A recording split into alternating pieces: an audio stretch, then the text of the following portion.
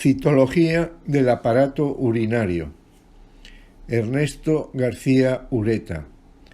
Febrero del 2022. En esta charla me voy a referir a la citología del aparato urinario. En la imagen, los componentes anatómicos de esta entidad. De estas estructuras, desde el punto de vista citológico, voy a hacer una separación en dos apartados: vías urinarias y riñones. Me voy a referir primero a las vías urinarias, en relación a cómo se hace la toma de las muestras, ya que para la valoración de la patología renal el método más adecuado sería la punción-aspiración. Las vías urinarias, desde la pelvis renal a la vejiga urinaria, están tapizadas por un epitelio multicapa de 5 a 7 capas. Las células de la capa superficial son más grandes. Cada célula superficial da cobertura a 2 o 3 células de la capa subyacente, de aquí el nombre de células en umbrela o en paraguas. Este listado recoge los distintos procederes para la recogida de muestras de orina. Orina de emisión espontánea. Es el método más simple. El número de muestras a recoger varía de unos laboratorios a otros, pero lo más adecuado sería el uso de 3 muestras. No debe utilizarse la primera orina de la mañana, en relación con que las células han estado en contacto más tiempo con la orina, que es un medio irritante. Por la misma razón, la muestra debe procesarse lo antes posible. Es preciso dejar un intervalo de tiempo entre las maniobras exploratorias de las vías urinarias y la recogida de muestras de orina. En condiciones normales, la celularidad es escasa, distribuida preferentemente en forma dispersa. La celularidad se corresponde mayoritariamente a células superficiales. Las células superficiales con distintas formas muestran amplios citoplasmas con más de un núcleo. Se pueden apreciar en ellas vacuolas citoplasmáticas. En ocasiones presentan inclusiones eosinófilas citoplasmáticas como consecuencia de generación.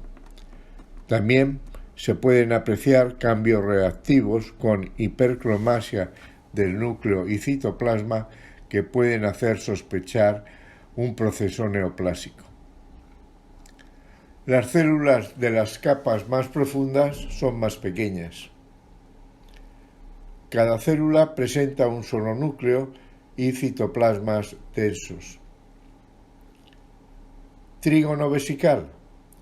Es un área de la vejiga urinaria comprendida entre los dos uréteres y la salida de la uretra, en la imagen con otra tonalidad. Está tapizada por epitelio plano estratificado, que sigue los mismos cambios del epitelio vaginal durante el ciclo ovárico. De aquí el urocitograma, en el que se recogían muestras de orina para valorar el estado hormonal de la mujer y de las niñas. Lógicamente va a motivar la presencia de epitelio plano estratificado en las muestras de orina. A veces la mucosa de la vejiga urinaria incluye áreas con células columnares mucosecretoras, needles de Brun, lo que va a motivar que se aprecie epitelio cilíndrico en las muestras de orina. Además de la recolección de la orina por emisión espontánea, también se puede recoger por otros métodos. Lavado vesical. Muestras para estudios citológicos se pueden obtener lavando la mucosa de la vejiga urinaria, de los uréteres o de la pelvis renal, para lo que se emplea suero fisiológico de 50 a 100 mililitros y se recoge la muestra que se procesa como muestra líquida. En la imagen, grupo celular recogido por lavado vesical. Cepillado vesical se realiza durante la cistoscopia, pasando el cepillo de nylon sobre la lesión. El material obtenido se deposita en portas.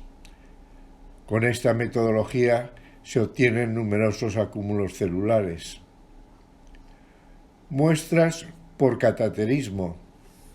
En pacientes cateterizados se pueden obtener muestras de orina para estudios citológicos. La celularidad se dispone en placas y acúmulos. El efecto irritativo por el decúbito de las ondas sobre la mucosa urotelial puede condicionar atipia celular. La muestra es muy rica en células que pueden aparecer aisladas o en grupos con mucha variabilidad en tamaño y configuración. Vejiga ileal. Las muestras de esta vejiga se emplean en el seguimiento de pacientes con cistectomía. Las muestras son ricas en células epiteliales de origen intestinal. Pueden presentarse aisladas o en acúmulos. La morfología columnar de estas células rara vez está bien conservada. En la imagen, la citología de estas muestras en los que no se aprecia la morfología columnar. Además de la celularidad, las muestras de orina pueden presentar otras estructuras. Cristaluria. Los cristales más frecuentemente encontrados corresponden a fosfatos y uratos.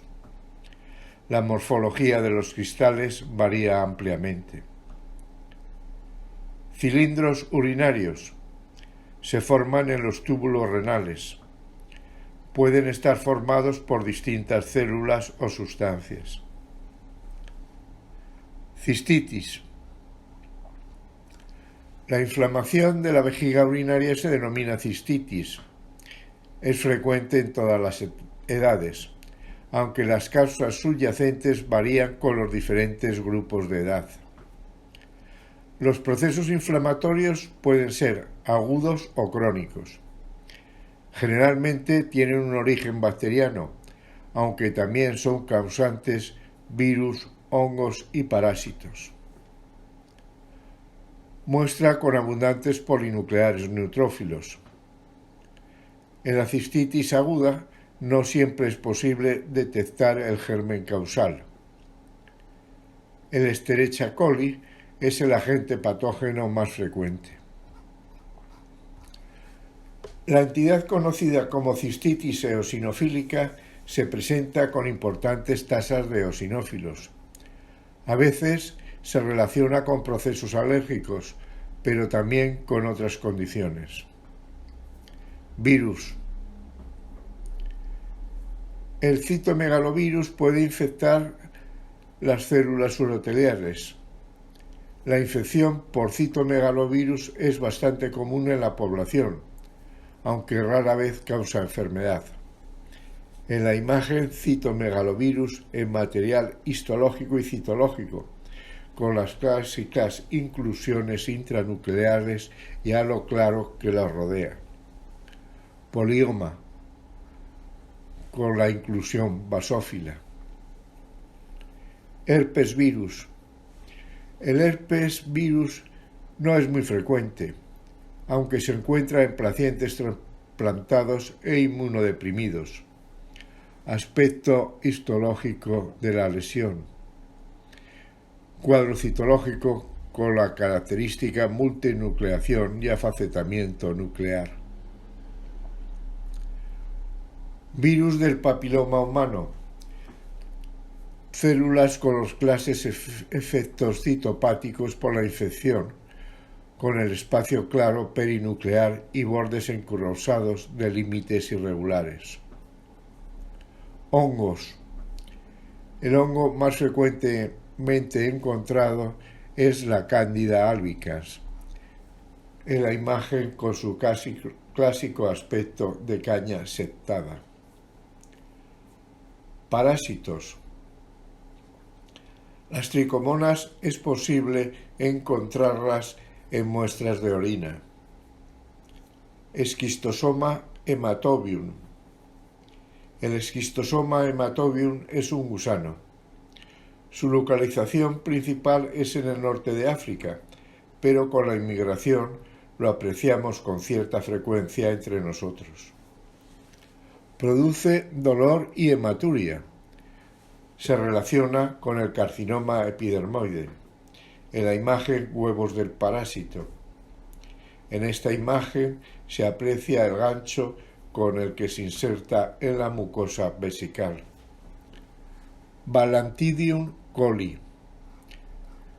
El Balantidium coli es un protozoo grande, ciliado, de localización preferente en colon, pero también puede apreciarse en muestras de orina.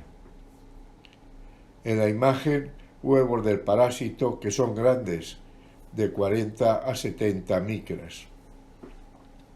Strongyloides stercolaris. El Strongyloides stercolaris es un gusano de distribución intestinal que puede afectar las vías urinarias. Es endémico en áreas tropicales, pero con la inmigración también lo podemos detectar entre nosotros. En la imagen, el gusano. Entamoeba histolítica. Vive en el intestino grueso y colon, pero puede pasar a vías urinarias y al aparato genital femenino. En la imagen, entamoebas con núcleos redondeados desplazados hacia la periferia.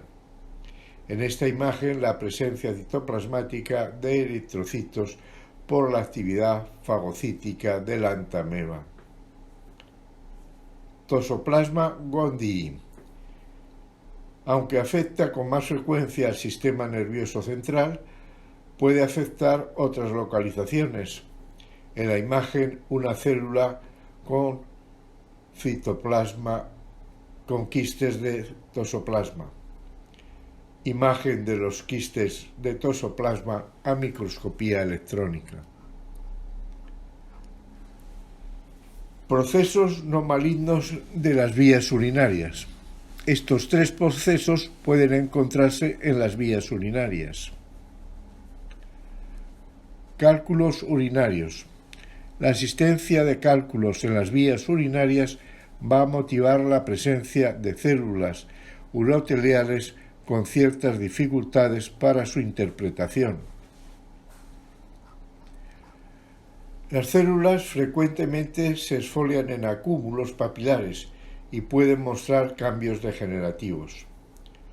Puede haber dos tipos de acúmulos papilares, unos de bordes suaves regulares y otros de bordes irregulares y núcleos anormales. Los pacientes con cálculos renales tienen menor células aisladas comparados con los carcinomas. La atipia celular es muchas veces superior a la que se aprecia en el carcinoma papilar de bajo grado. Características citológicas de la presencia de cálculos urinarios. Papiloma. Es una formación excrescente de la mucosa de la vejiga, formada por células uroteliales normales que presentan un número inferior a 7 capas. En la imagen, la estructura papilar y la citología normal. Endometriosis. Supone la presencia de tejido endometrial en la pared de la vejiga urinaria, que probablemente siga los procesos descamativos del ciclo ovárico. Puede desprenderse, junto con el componente hemático, células de epitelio cilíndrico, con caracteres citológicos no bien conservados. Carcinoma del tracto urinario. El carcinoma del tracto urinario es de origen urotelial en más del 90% de los casos. Los de alto grado pueden presentar áreas de carcinoma escamoso. El carcinoma escamoso puro se asocia con la infección por Schistosoma hematobium. El adenocarcinoma de vejiga es raro.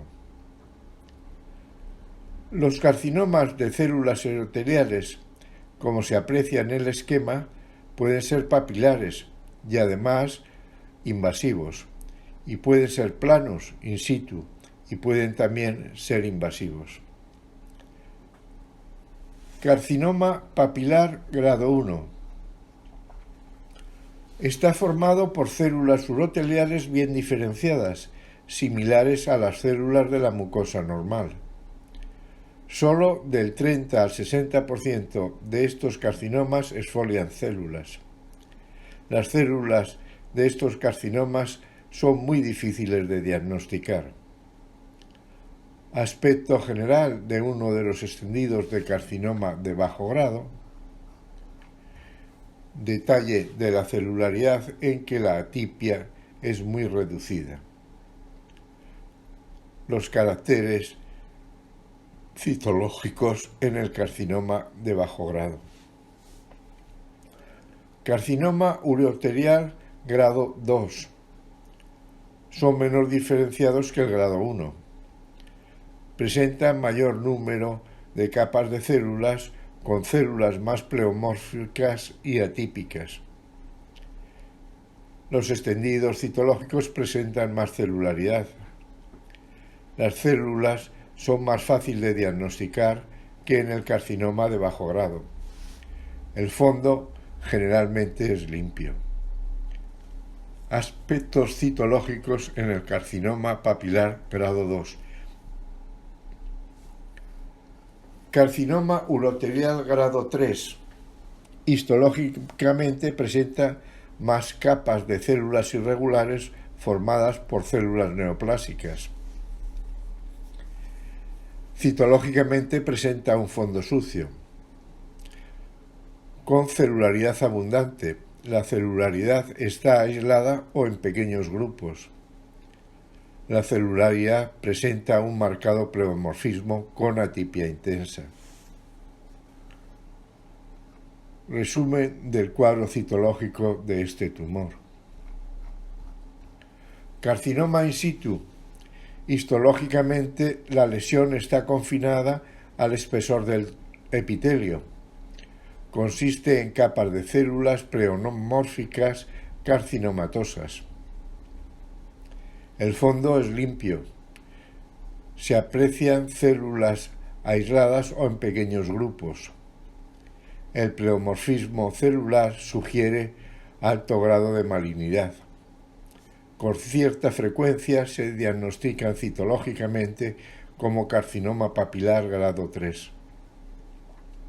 En la imagen, los caracteres citológicos del carcinoma in situ.